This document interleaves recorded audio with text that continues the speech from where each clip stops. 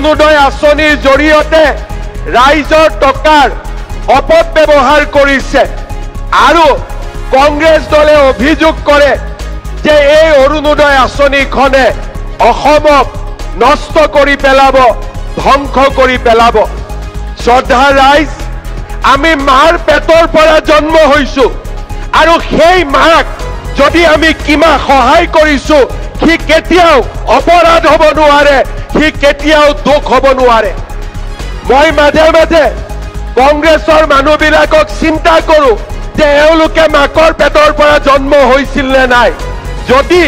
কোনোবাই মাকৰ পেটৰ পৰা জন্ম হৈছে,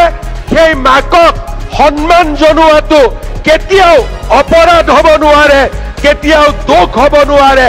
ই কেতিয়াও পাপ কাম হ'ব নোৱাৰে। যদি আমাৰ সমাজত মাতৃ জাতি নাথাকিলেহেঁতেন, সমাজত যদি মা নাথাকিলেহেঁতেন, এইখন সমাজত কোনো হিমন্ত বিশ্ব শৰ্মাৰো জন্ম নহলহেঁতেন। যদি আজি আমি এইখন সমাজত, এইখন পৃথিৱীত জন্ম লৈছো, এই কাৰণেই জন্ম লৈছো যে মোৰ এজনী মা আছিলে, মোৰ এজনী মা আছে আৰু সেই মাৰ কাৰণে আমি এই পৃথিৱীত জন্ম লৈছো। আৰু মায়ে মোক 10 মাহ 10 দিন ধৰি গৰ্ভত ৰাখিছিল। মায়ে মোক নিজৰ সকলো কষ্ট ত্যাগ কৰি মোক নিজৰ গাখীৰেৰে মোক মানুহ বনাইছিলে, মোক আজিলৈকে ডাঙৰ দীঘল হোৱাত আশীৰ্বাদ জনাইছিলে। মই কংগ্ৰেছ দলক ক'ব খোজো যে মাক আমি যিমানেই পূজা নকৰো কিয়, মাক আমি যিমানেই সন্মান নকৰো কিয়,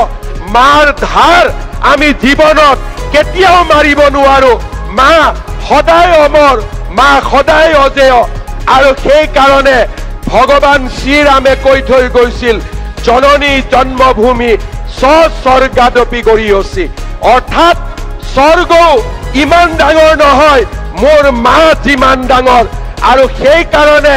মই কংগ্ৰেছ দলক কম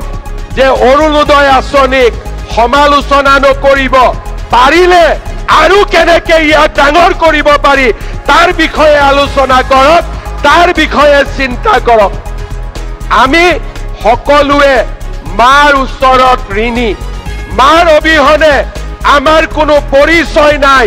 মাৰ অবিহনে আমাৰ কোনো অস্তিত্ব নাই। আৰু সেই কাৰণে আমি সদায় কওঁ,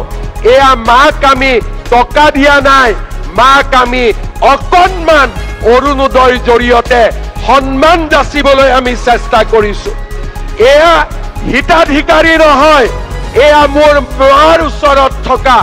মোৰ মাৰ ওচৰত থকা মোৰ ধাৰ, মোৰ কৃতজ্ঞতা, মোৰ প্ৰণাম যচাৰ এটা মাত্ৰ উপায়, আৰু তাক আমি কৰি গৈ থাকিম। আজি উপস্থিত থকা ৰাইজক মই ক'ব খোজো,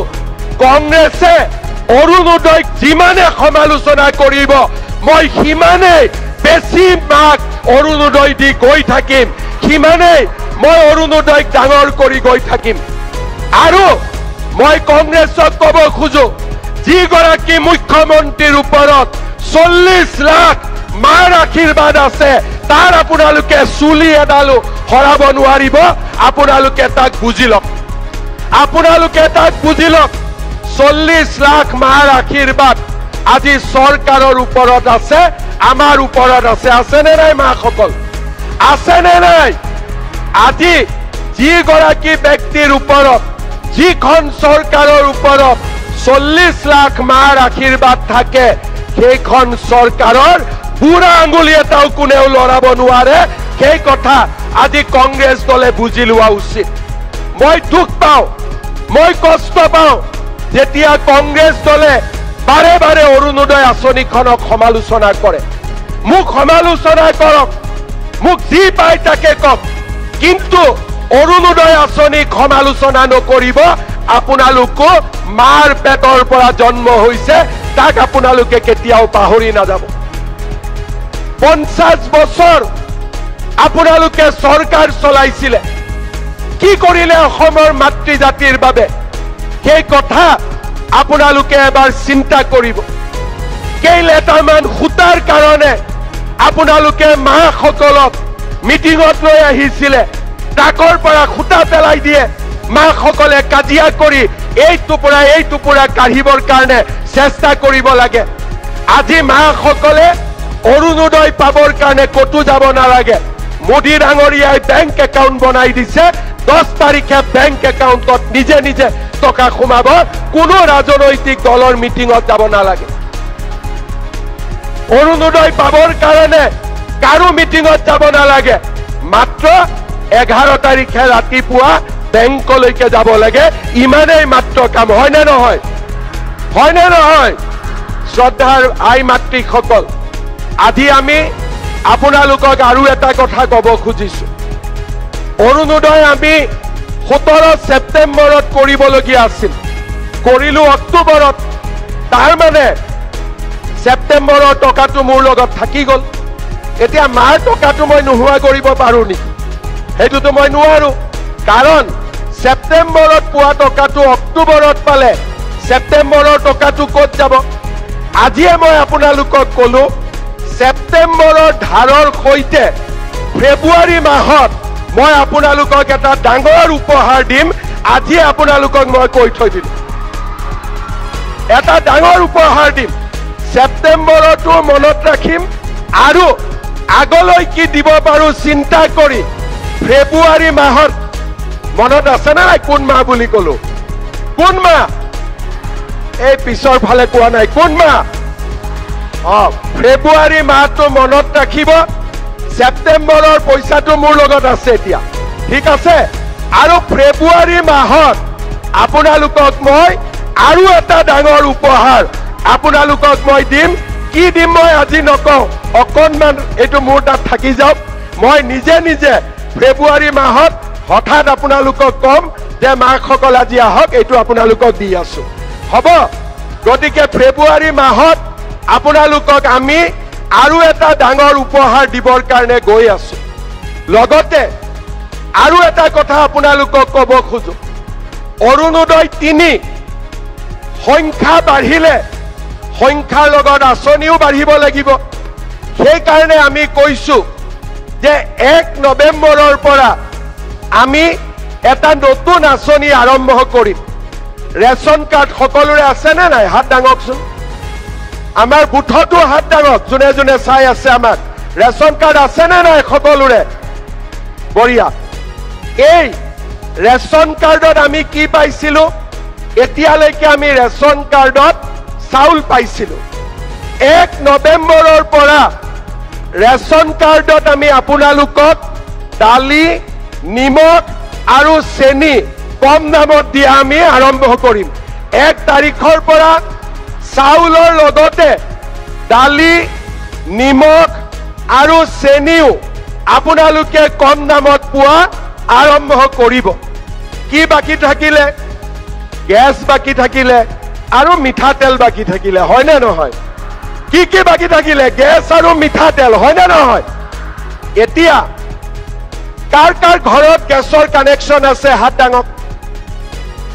সকলোৰে আছে এতিয়া আমি যে আপোনালোকক গ্যাসৰ ফৰ্মখন দিছিলো ফিল আপ কৰিলে নে নাই আপোনালোকে কোনে কোনে ফিল আপ কৰা নাই হাত দাঙকচোন ঠিক আছে আপোনালোকে আমাক গ্যাসৰ ফৰ্মখন ফিল আপ কৰি দিয়ক তেতিয়া কি হ'ব যেতিয়া আপোনালোকে গ্যাস কিনিব আপোনালোকৰ বেংক একাউণ্টত মই আৰু 250 টকা পুটুক কৰি দি দিম হ'ব 950 টকা গ্যাসৰ দাম 250 টকা চৰকাৰে দিলে 700 টকা হ'ব আৰু 550 টকাৰ গ্যাসৰ দাম চৰকাৰে 250 টকা দিলে 300 টকা হ'ব সেই কাৰণে মই আপোনালোকক অনুৰোধ কৰিম গ্যাসৰ প্ৰপত্ৰখন অতি সোনকালে আপোনালোকে আমাক পূৰণ কৰি দিয়ক যাতে আমি সোনকালে গ্যাসৰ পইচাও আপোনালোকক দিব আৰম্ভ কৰিব পাৰো তাৰ মানে 1250 অৰুণোদয় পাব 250 টকা গ্যাসৰ কাৰণে পাব কিমান হল তেতিয়া হলে দুইটা যোগ কৰিলে কিমান হল 1500 হল হয় না নহয় এতিয়া বাকি থাকিলে মিঠাতেলটো অহাবাৰ মোক ভোট দি জিকাই দিয়ক মিঠাতেলটো কৰি দিম হ'ব হ'ব না নহ'ব এতিয়া আপোনালোকে চাওক লৰাৰ এডমিশন ছোৱালীৰ এডমিশন কোনে কৰে চৰকাৰে কৰি দিয়ে দিয়ে না নিদিয়ে লৰাৰ এডমিশন ছোৱালীৰ এডমিশন চৰকাৰে কৰে ছোৱালীক কোনে পঢ়ুৱাই মামাই পঢ়ুৱাই হয় না নহয় ছোৱালীক মামাই পঢ়ুৱাই সাইকেল কোনে দিয়ে মামাই দিয়ে স্কুটি কোনে দিয়ে মামাই দিয়ে লগতে বিনামূলীয়া চাউল আমাৰ ডাঙৰ মামা নৰেন্দ্ৰ মোদী ডাঙৰীয়াই দিয়ে হয় না নহয় চাউল দিয়ে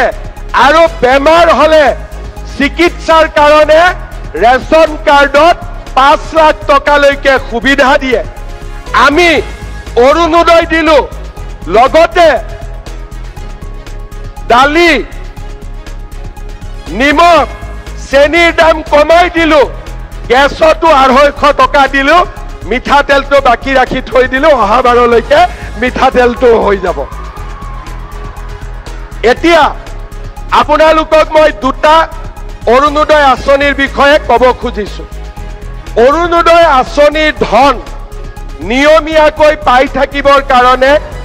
বেংকৰ একাউণ্টটো ঠিক হৈ থাকিব লাগে KYC know your customer বহুতে KYC নকৰে কাৰণে অৰুণোদয় টকা জমা নহয় চৰকাৰে দি দিয়ে টকাটো মাজত পৰি থাকে একাউণ্টলৈকে নাযায় কিয় একাউণ্টটো KYC হোৱা নাই আপোনালোকে নিজৰ বেংক একাউণ্টটো পৰিষ্কাৰ কৰি ৰাখিব নিজৰ বেংক একাউণ্টটো যদি পৰিষ্কাৰ হৈ নাথাকে তেতিয়া হলে অৰুণোদয় টকা আমি পঠালেও আপোনালোকৰ একাউণ্টত গৈ নাপাইগৈ এইটো হল 1 নম্বৰ 2 নম্বৰ অৰুণোদয় নামৰ বাবে